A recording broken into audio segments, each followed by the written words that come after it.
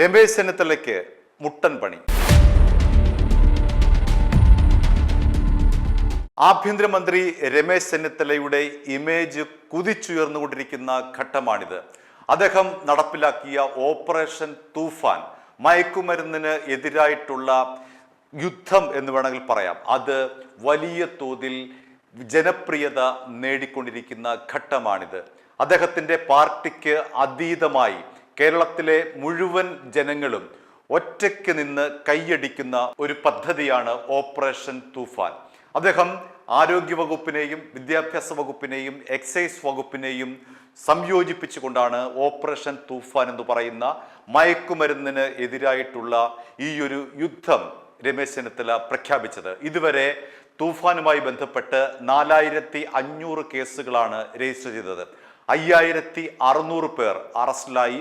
40 കോടി രൂപയുടെ ലഹരി വസ്തുക്കളാണ് പിടിച്ചെടുത്തത്. അങ്ങനെ ആഭ്യന്തരമന്ത്രിയുടെ ഇമേജ് കുതിച്ചുയർന്നുകൊണ്ടിരിക്കുന്ന ഘട്ടത്തിൽ ഇതാ വരുന്നു കെ സുധാകരൻ വക ഒരു മാരകമണി. 2026 ജൂൺ മാസം 29-ാം തീയതി ഒരു ഗുണ്ടകളുടെ യോഗം വിളിച്ചു ചേർത്തുകൊണ്ടാണ് കെ സുധാകരൻ അപ്രതീക്ഷിതമായി രമേശ് ചെന്നിത്തലയുടെ പ്രതിച്ഛായ തകർക്കാൻ വേണ്ടി ശ്രമിച്ചത്. കൊച്ചിയിലായിരുന്നു കെ സുധാകരൻ വിളിച്ച 50ഓളം വരുന്ന ഗുണ്ടകളുടെ യോഗം നടന്നത്. ഈ ഗുണ്ടകൾ ഓപ്പറേഷൻ തൂഫാന്റെ വാരിയേഴ്സ് ആണെന്ന് കെ സുധാകരൻ പ്രഖ്യാപിച്ചു. മാത്രമല്ല, ഗുണ്ടകൾ ഓരോരുത്തരായി നിരനിന്നുവന്ന് ഞങ്ങൾ ഓപ്പറേഷൻ തൂഫാന്റെ വാരിയേഴ്സ് ആണെന്നും പോലീസിന് ഈ പദ്ധതി ഒരിക്കലും ഒറ്റയ്ക്ക് കൊണ്ടുപോകാൻ കഴിയില്ലെന്നും ഞങ്ങളുടെ കൂടെ സഹായമുണ്ടെങ്കിൽ മാത്രമേ ഓപ്പറേഷൻ തൂഫാൻ പൂർണ്ണമാവുകയുള്ളൂ എന്നുമായിരുന്നു ഗുണ്ടകളും കെ സുധാകരനും ഒരുപോലെ പ്രഖ്യാപിച്ചത്. അത് രമേശ് ചെന്നിത്തലയുടെ ഇമേജ് തകർക്കാൻ വേണ്ടി ബോധപൂർവം വിളിച്ചു ചേർത്ത ഒരു യോഗമായിരുന്നു. രമേശ് ചെന്നിത്തല അപ്പോൾ തന്നെ ഈ യോഗത്തെ തള്ളിപ്പറയുകയും ചെയ്തു. അത് തൂഫാന് വേണ്ടിയിട്ടുള്ള യോഗമായിരുന്നില്ല എന്ന് അദ്ദേഹം നെഞ്ചുറപ്പോടുകൂടി തള്ളിപ്പറയുകയും ചെയ്തു. ഇപ്പോഴിതാ രമേശ് ചെന്നിത്തലയ്ക്കെതിരെ സുധാകരൻ കാണിച്ചതുപോലെ ഉള്ള ഒരു കേസാണോ എന്ന് സംശയിക്കത്തക്ക വിധമുള്ള ഒരു കേസ് ഉയർന്നു വന്നിരിക്കുന്നു. രമേശ് ചെന്നിത്തല ഇത് രേഖാമൂലം ഏതെങ്കിലും പോലീസ് സ്റ്റേഷനിൽ പരാതി നൽകിയതായിട്ട് നമുക്കറിയില്ല. പോലീസ് സ്വമേധയാ എടുത്തിട്ടുള്ള ഒരു കേസാണ്. വളരെ നിസ്സാരമെന്ന് തോന്നിക്കുന്ന ഒരു കേസാണ് അദ്ദേഹത്തിനെതിരെ ഉയർന്നു വന്നിരിക്കുന്നത്. തിരുവനന്തപുരത്തെ സൈബർ ഓപ്പറേഷൻ വിഭാഗം SP ആലപ്പുഴ ജില്ലാ പോലീസ് മേധാവിക്ക് ഒരു പരാതി കൈമാറുന്നു.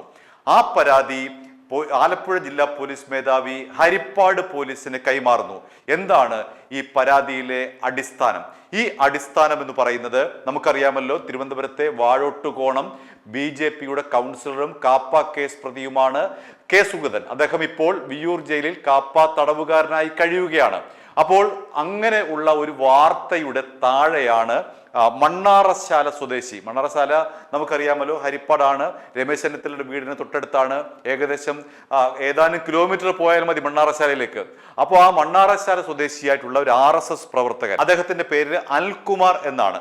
അപ്പോൾ അനിൽകുമാർ ഈ സുഗതന് എതിരായി വന്ന ഒരു വാർത്തയുടെ താഴെ ഒരു കമന്റ് ഇട്ടു. ആ കമന്റ് ഇതാണ്: തിരുവനന്തപുരം നഗരസഭയിലെ കൗൺസിലറെ അറസ്റ്റ് ചെയ്യാൻ കാണിച്ച ശുഷ്കാന്തി ആഭ്യന്തരമന്ത്രിയുടെ സ്വന്തം മണ്ഡലത്തിലെ ഈ ഗുരുതര കുറ്റകൃത്യങ്ങളിൽ ആരോപണ വിധേയനായ വ്യക്തിയെ പിടികൂടാൻ കാണിച്ചാൽ അത് നിയമവാഴ്ചയിലുള്ള ജനങ്ങളുടെ വിശ്വാസം കൂടുതൽ ശക്തിപ്പെടുത്തും. ആഭ്യന്തരമന്ത്രി രമേശ് ചെന്നിത്തലയോടൊപ്പം വേദി പങ്കിട്ട കിഷോർ മുൻപ് ആയുധക്കേസിൽ പ്രതിയായിരുന്ന വ്യക്തിയാണ്.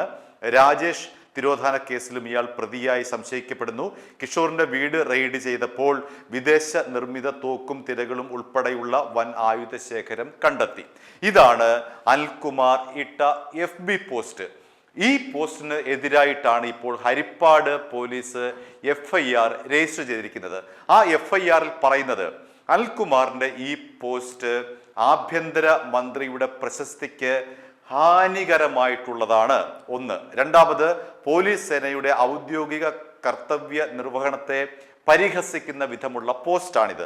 ഇതാണ് പോലീസ് പറയുന്നത്. ഇനി അനിൽകുമാർ ഇട്ട പോസ്റ്റിന്റെ പശ്ചാത്തലം എന്താണ് നമുക്ക് പരിശോധിക്കാം. 2025 ഫെബ്രുവരിയിൽ കവറാട്ട് മഹാദേവ ക്ഷേത്രത്തിലെ ഒരു ഉത്സവവുമായി ബന്ധപ്പെട്ട് കിഷോർ എന്ന് പറയുന്ന ഈ അനിൽകുമാർ ഈ പോസ്റ്റ് സൂചിപ്പിക്കുന്ന കിഷോർ, ആ കിഷോർ എന്ന് പറയുന്നയാൾ നിരവധി കേസിലെ പ്രതിയാണ്. അപ്പോൾ ആ പ്രതിക്കൊപ്പം രമേശ് ചെന്നിത്തലയുടെ ഒരു ഫോട്ടോ വന്നു. ആ ഫോട്ടോ വെച്ചുകൊണ്ടാണ് ഇത്തരത്തിൽ ഒരു കമന്റ് കിഷോർ ഇട്ടത്.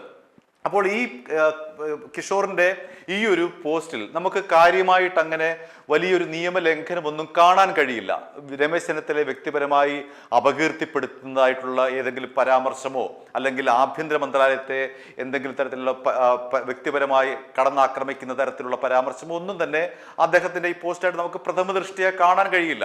അത് ആര് വായിച്ചാലും അങ്ങനെ തന്നെയാണ്. പക്ഷേ ഇതിന്റെ പേരിൽ ഗുരുതരമായിട്ടുള്ള കേസാണ് ഈ അനിൽകുമാറിനെതിരെ പോലീസ് രജിസ്റ്റർ ചെയ്തിരിക്കുന്നത്. മാത്രമല്ല അദ്ദേഹത്തെ ഇന്ന് ഹരിപ്പാട് പോലീസ് സ്റ്റേഷനിലേക്ക് വിളിച്ചു വരുത്തി 5 മണിക്കൂറോളം പോലീസ് ചോദ്യം ചെയ്തു.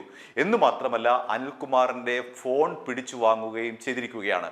എന്താണ് അനിൽകുമാർ ചെയ്തിരിക്കുന്ന അത്ര ഗുരുതരമായിട്ടുള്ള കുറ്റകൃത്യം എന്നുള്ളതാണ് എല്ലാവരും ഒരുപോലെ ചോദിക്കുന്നത്. മാത്രമല്ല ഇവിടെ ശ്രദ്ധിക്കേണ്ട ഒരു കാര്യം, കഴിഞ്ഞ പിണറായി സർക്കാരിന്റെ കാലത്തുടനീളം രമേശ് ചെന്നിത്തല ഇത്തരം ഫേസ്ബുക്ക് പോസ്റ്റ് ഇട്ടതിന്റെ പേരിൽ നിരവധി അറസ്റ്റുകളും കാര്യങ്ങളൊക്കെ നടന്നിട്ടുണ്ട്. അതിനെതിരെ ശക്തിയുക്തം എതിർത്ത, പൊരുതി നിന്ന, ചെറുത്ത് നിന്ന ഒരു നേതാവ് കൂടിയാണ്. അപ്പോൾ അദ്ദേഹത്തിന്റെ പേരിലാണ് ഇപ്പോൾ ഇങ്ങനെ ഒരു FB പോസ്റ്റിന്റെ പേരിൽ കേസെടുത്തിരിക്കുന്നത്. അത് ആഭ്യന്തരമന്ത്രിക്ക് ബോധപൂർവം കെ സുധാകരൻ പണി കൊടുത്തതുപോലെ ആരെങ്കിലും പോലീസ് സേനയിലെ ആരെങ്കിലും അദ്ദേഹത്തിന് എതിരായി, അദ്ദേഹത്തിന്റെ ഇപ്പോൾ ഉയർന്നു നിൽക്കുന്ന തൂഫാനുമായി ബന്ധപ്പെട്ട് ഉയർന്നു നിൽക്കുന്ന അദ്ദേഹത്തിന്റെ പ്രതിച്ഛായ തകർക്കാൻ വേണ്ടി കരുതിക്കൂട്ടിയെടുത്തിട്ടുള്ള ഒരു കേസാണോ എന്നുള്ളതാണ് ഇവിടെ സംശയിക്കേണ്ടിയിരിക്കുന്നത്. ആഭ്യന്തരമന്ത്രി ഇതുവരെ പ്രതികരിച്ചിട്ടില്ല. പക്ഷേ അങ്ങനെ സംശയിച്ചാൽ, ആരെങ്കിലും സംശയിച്ചാൽ അവരെ കുറ്റപ്പെടുത്താൻ കഴിയില്ല. നേരത്തെ കെ സുധാകരൻ ആഭ്യന്തരമന്ത്രിയുടെ അനുമതിയില്ലാതെ അദ്ദേഹത്തോട് ഒരു വാക്കുപോലും ചോദിക്കാതെ ഗുണ്ടകളുടെ യോഗം വിളിച്ചു ചേർത്ത് ഈ തൂഫാന് കളങ്കമുണ്ടാക്കാൻ ശ്രമിച്ചയാളാണ്. അതുപോലെ ആഭ്യന്തരമന്ത്രിയുടെ ഇപ്പോഴത്തെ ഉയർന്നു നിൽക്കുന്ന പ്രതിച്ഛായയെ കളങ്കപ്പെടുത്താൻ വേണ്ടി പോലീസ് സേനയിൽ നിന്നുള്ള ആരുടെയെങ്കിലും ഗൂഢാലോചനയുടെ ഫലമായിട്ടാണോ ഇങ്ങനെ ഒരു നിസ്സാരമായി തള്ളിക്കളയേണ്ട ഒരു കാര്യത്തെ വലിയ ഒരു കേസായി ചിത്രീകരിച്ചുകൊണ്ട് രമേശ് ചെന്നിത്തലയെ അപകീർത്തിപ്പെടുത്തുന്ന വിധത്തിലുള്ള ഒരു നടപടിയിലേക്ക് കടന്നത് എന്ന് ആരെങ്കിലും സംശയിച്ചാൽ അവരെ തെറ്റു പറയാനില്ല. കാരണം അനിൽകുമാറിന്റെ രാഷ്ട്രീയം എന്തുമായിക്കോട്ടെ, അയാൾ RSSകാരനോ CPM-കാരനോ BJP-കാരനോ ആരെങ്കിലും ആയിക്കോട്ടെ, CPI-കാരനോ, പക്ഷെ അദ്ദേഹം എഴുതിയിരിക്കുന്ന ഈ പോസ്റ്റ് കണ്ടാൽ ഒരു സാധാരണക്കാരന് മനസ്സിലാകും അതിനകത്ത് കാര്യമായിട്ടുള്ള എന്തെങ്കിലും ഗുരുതരമായിട്ടുള്ള ഒരു കുറ്റകൃത്യമില്ല എന്ന് നമുക്ക് കാണാൻ കഴിയും. രമേശ് ചെന്നിത്തലയെ വ്യക്തിപരമായി കടന്നാക്രമിക്കുന്ന തരത്തിൽ, അദ്ദേഹത്തെ അപകീർത്തിപ്പെടുത്തുന്ന തരത്തിലുള്ള എന്തെങ്കിലും ഉണ്ട് എന്ന് നമുക്ക് തോന്നുന്നില്ല. മാത്രമല്ല ആഭ്യന്തര വകുപ്പിനെ ഇത്തരത്തിൽ അപകീർത്തിപ്പെടുത്തുന്ന തരത്തിലുള്ള എന്തെങ്കിലും പരാമർശമുണ്ട് എന്ന് തോന്നുന്നില്ല. എത്രയോ പേരുമായിട്ടാണ് ഒരു പൊതുപ്രവർത്തകൻ എന്ന നിലയിൽ ആഭ്യന്തരമന്ത്രി ഫോട്ടോ എടുക്കുന്നത്.